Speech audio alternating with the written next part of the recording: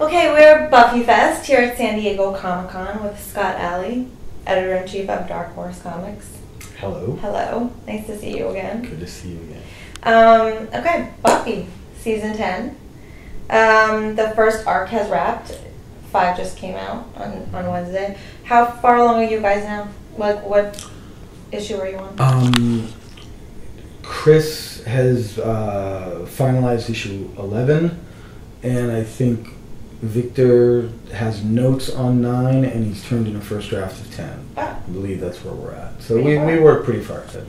And how are you finding the Christos Rebecca team so far? They're like the dynamic duo. It's great, and they work so well together. They're so happy to work together. Yeah. Rebecca plays off of his humor so well. She makes his character so human.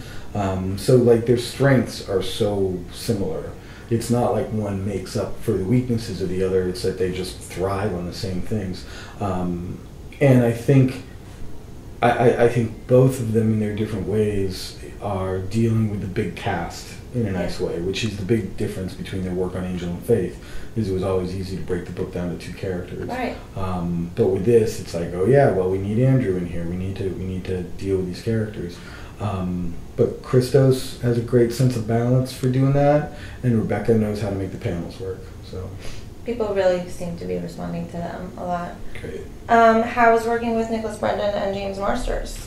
Great. It was very different from one another, because with Nicholas, he's co-writing everything with Chris, and so really Chris is working with Nikki, and I mean, like, I talk to him a lot, but the two of them get together, they work on the scripts together. Chris sends me a script, I send Chris notes, and then the two of them do the notes together. So I've got a great relationship with Nikki. It's not that there's any distance or anything, it's just the process that we've set up. It's really all about the two of them together. Christos and I do the issues that Chris writes with him or without him. We do it kind of the same way. Our interactions are the same, whether Nikki's on it or not.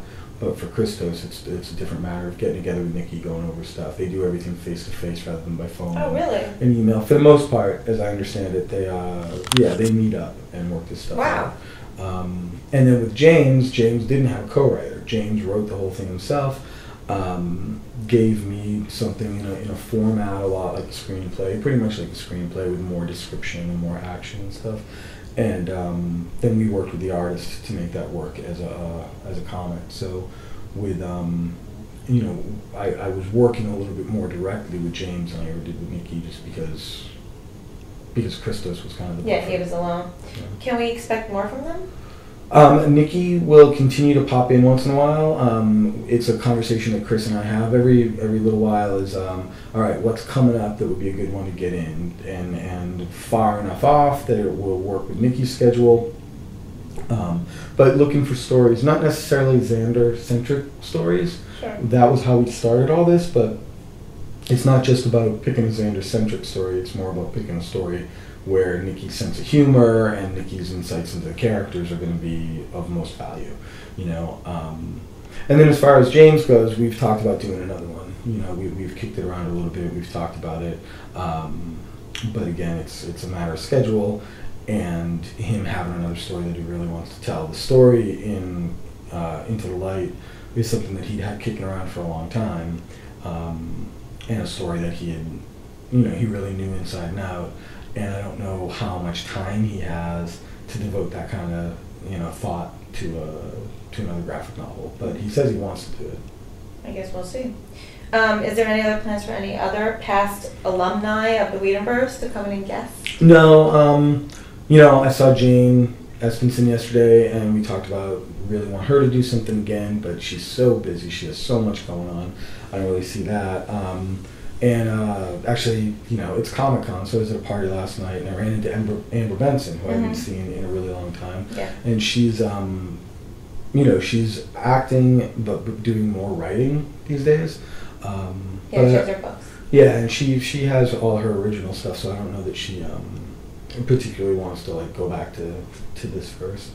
But we've talked to other members of the cast and stuff, but no plans and not really any sort of openings. I mean, we know the story that we're telling with season 10, and we've got it mapped out pretty well. The scripts, I told you we had scripts up through issues 9 and 11, but we have outlines out through 15 and beyond.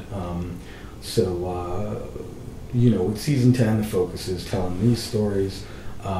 As we talk about Serenity, there's nobody from the shows that we're talking to about doing more Serenity. Oh, good point. I didn't think to ask that. See, who's the interviewer now? We're both on it. It's teamwork. But back to Buffy. So this season is focused on the return of old characters like Giles, Anya, Dracula, while Angel and Faith has revolved the whole way around more recently introduced people. So season 9 had the kind of opposite arrangement, right? Was this intentional? The intentional part, I guess, is that in Buffy, we wanted to keep the body count down. I mean, we wanted to keep the number of characters in the story down. We knew Giles was going to come back, but with Buffy, in order to keep the focus on the primary characters, you won't see us introducing lots of new major cast members. With Angel and Faith, there's just more room to do that. Especially with Angel and Faith, because the two of them are separated for now. They can't play off each other, so they need a variety of other characters to play against. Angel and Faith will be seeing the return of a significant character before too long. I mean, very soon. There'll be a pretty important character showing back up as a major part of the story. I have some guesses. Yeah. Say them and just see how I react. Lorne? Well, that you can't tell from that reaction. Exactly. I'm like that all the time. You're like really good at that. Cordelia? Yeah, no, I got nothing. You'll tell me later? Yep. Okay. Speaking of, what's up with Anya? Are there plans to fully resurrect her? There aren't plans to fully resurrect her. Everybody feels like the resurrection card is played. Yeah, no. The Anya situation is a very cool thing. I can't remember whose idea it was. I feel like it was either Joss's or partly Joss's. That was that whole process of the Writers' Summit. So many ideas flew around the room. Yeah. So many ideas got latched onto, and the Anya thing was fun. And I'm excited for us to reveal what's really going on there. Nice. What exactly you're seeing. And what about Spike? How long is he sticking around San Fran? He's sticking around. The difference between season 9 and season 10 is that in season 9, the plan was for him to stick around. But we came to a point where we realized we didn't have anything really good for him to be doing, and he was too important a character to just be kind of hanging around. If Andrew doesn't have a major character arc, which he does, but if Andrew didn't have a big character arc, it'd be okay for him to just be kind of window dressing, because he's a much more minor character. But to have Spike there and just sort of being there, it wasn't good. So we moved him into his own miniseries in season 9 because of that. Yeah.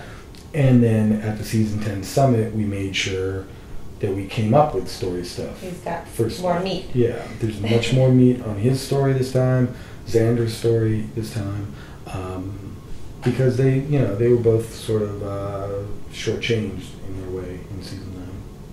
And I know we do ask you this a lot, but what overall theme can we expect this season? Are there any keywords yet that come to mind about season 10?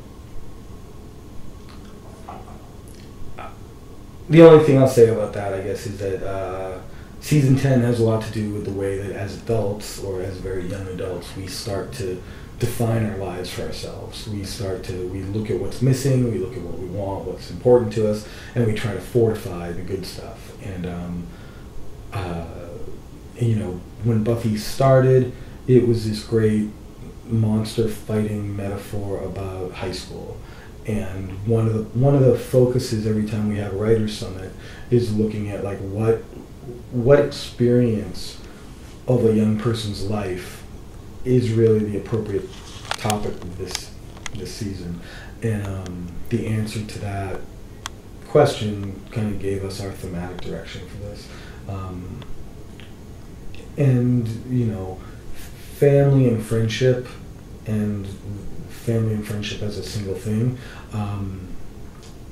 is always part of what Buffy's about, and maybe a little bit more so in season 10. Yeah, I think we're really seeing that already. And is it too early to ask about season 11? Yeah, there's nothing to say about season 11 at this point. The way that we work at this point, we're roughly 10 issues in by our standing. We're roughly 10 issues in to a 30-issue story, okay. Or 2 3-issue stories, I guess.